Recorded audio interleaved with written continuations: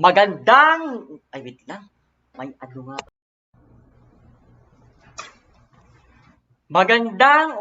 Ay mali.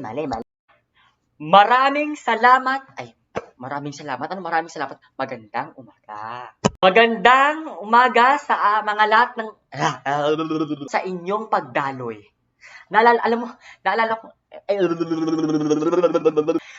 magandang umaga sa lahat ng Las Piñeros. Maraming salamat sa inyong pagdaloy. Alam nyo, ano ba yan? Lakas.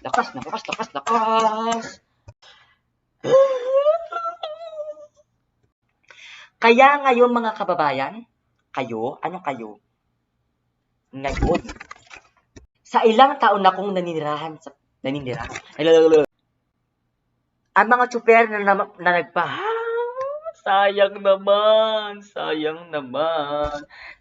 na sayang talaga. Bukod sa problema ng kalidad ng hangin, problema din ang kalidad ng tubig. Ayon sa pananaliksik, ang classification ng water pollution ng Las Piñas ay nasa mataas na kalagayan. 68.12%. 78.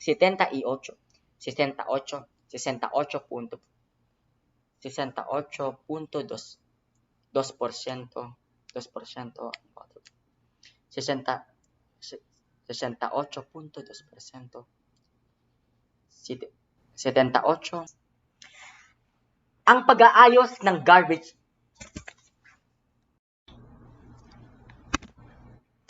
Isa pa sa aking mga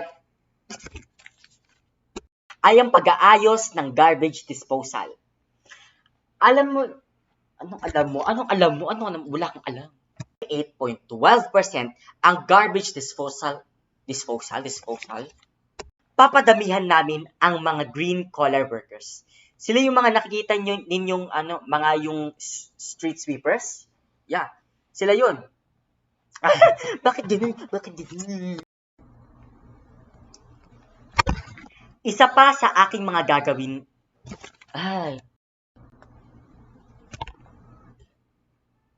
Isa pa sa aking mga Ayon sa pagsusuri, ang lungsod ay 28.12% ang garbage disposal satisfaction. Mababa po yun.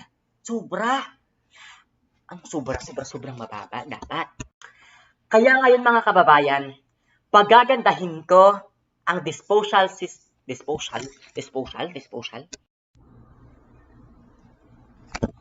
Isa pa sa naalala ko nung bata ako, sumasayaw kami sa mga parke pag saan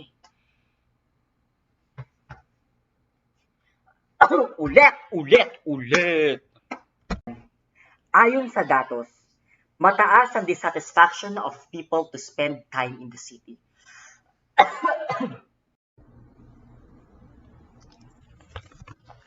Kidding aside.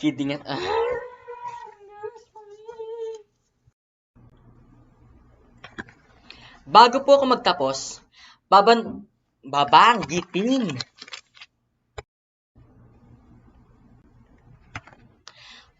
ako magtapos, babanggitin ko po ang mga matatalino kong kakampon na gagalaw pag ako ang nanalo bilang mayor ng Pilipinas.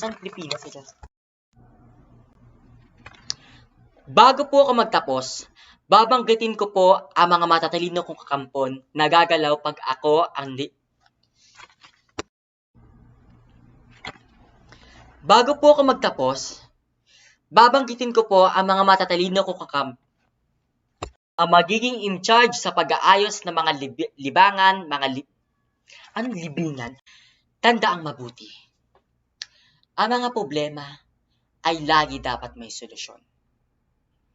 Ang solusyon ay importante at ang importante ay kailangan.